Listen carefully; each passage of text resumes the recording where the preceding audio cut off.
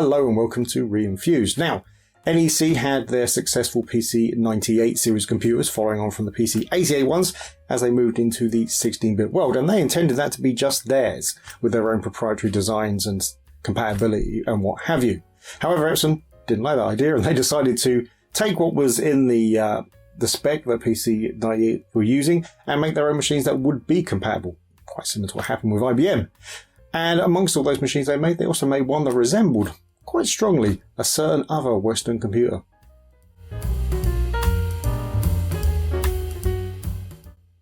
And here it is, the Epson PC Club, or the PC286C, which kind of gives you the hint of what CPU is inside this.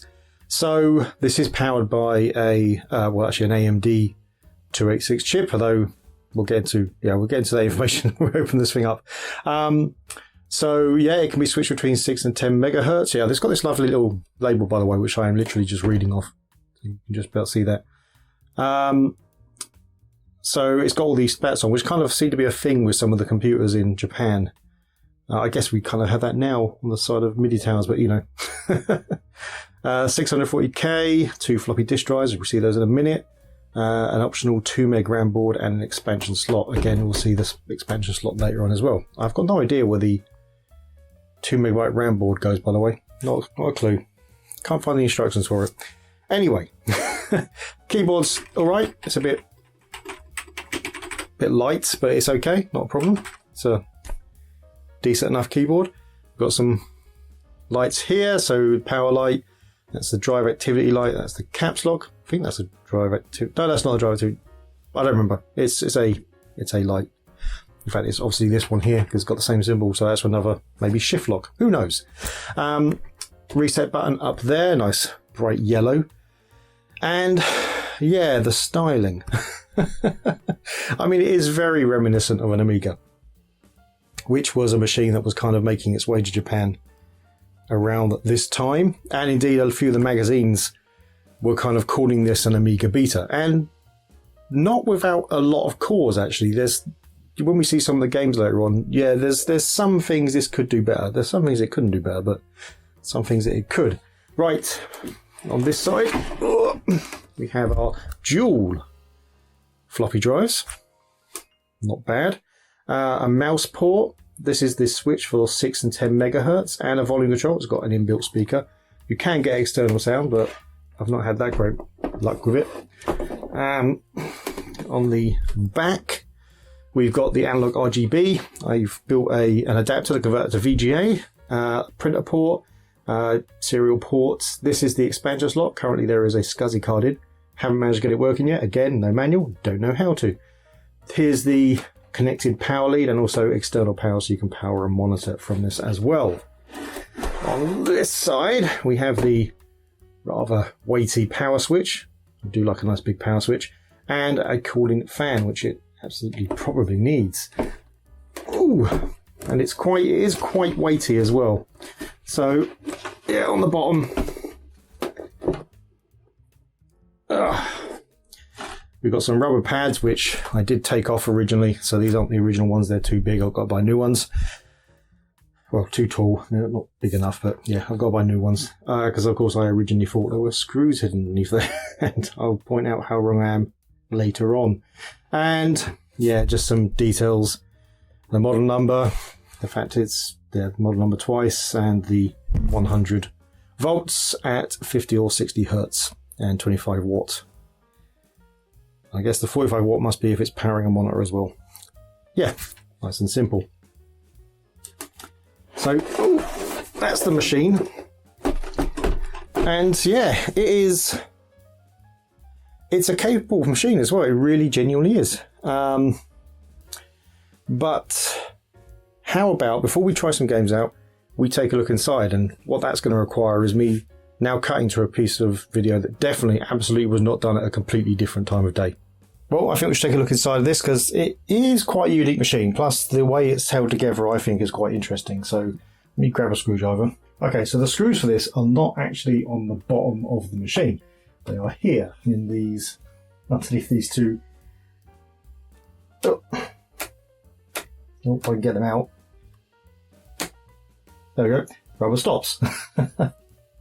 And so these are the two main screws. It is also clipped in as well, but that's the main way to get into it.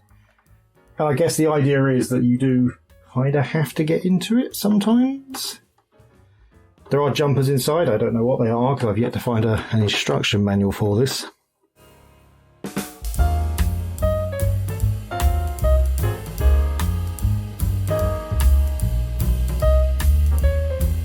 Okay, so that took rather more sputtering than I expected it to, especially since I've been in this machine a couple of times now.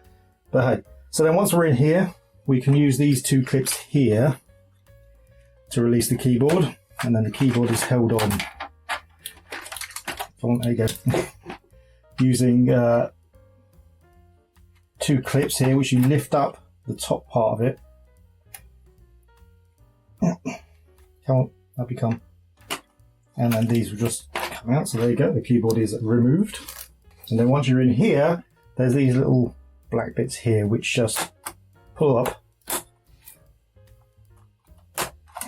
and remove the speaker wire. There we go. And then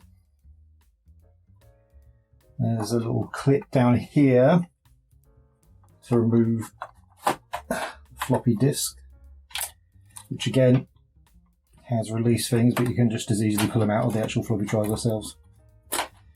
Probably easier. Those get released easy. And this one screw here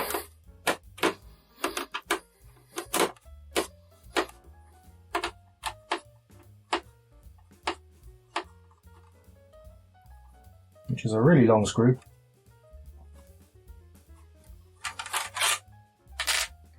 There we go. Then this will now lift off, and there's the motherboard.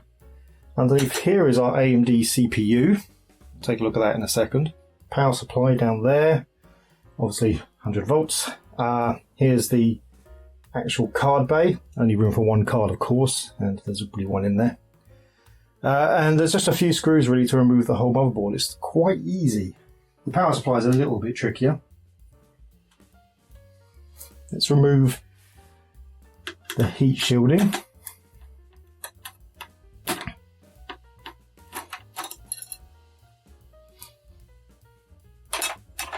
There we go. There's a rubber thermal pad on that side.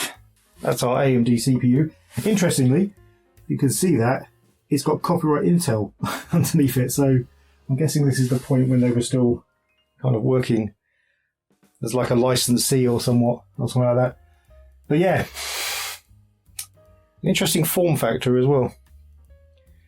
Right, so I reckon then we put this back together and we go and try some games out. Before I entirely close it up, actually, this right here is a battery which will leak. I replaced this one, not well, because I could only find a 3-legged one at the time. But yeah, if you get one of these, the first thing you should be doing is removing that.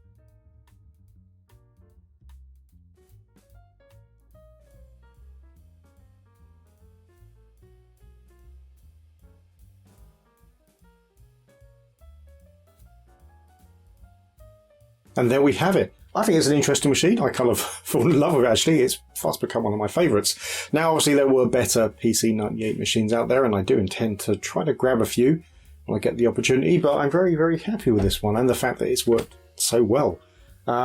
Even the floppy drives just kind of worked straight away as well. I didn't really have to do anything with those. Replacing that battery, obviously, was important, but other than that, it was pretty solid straight out of the box. Not like I had a box, but you know what I mean. Right.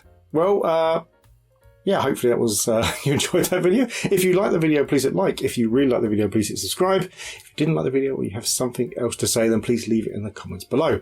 And don't forget you can join our Patreon to get early access to videos and also some exclusive videos, and the same with YouTube membership as well. You can do the same thing there, where you'll get access to early videos, and also, depending on your tier, you'll get access to exclusive videos. Everyone gets those, and early videos, but there's also things like behind the scenes photos and stuff which certain tiers get, and other bits and pieces. It's all on there. It's fine. You'll find it.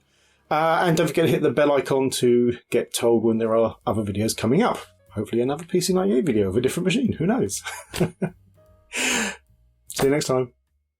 The present is horrible. The future looks bleak. Remember our childhood to get us through the week. We're getting re-enthused, back to the past and the things we used. We all know that our pasts were great, escaping the things that today we hate. Getting re-enthused.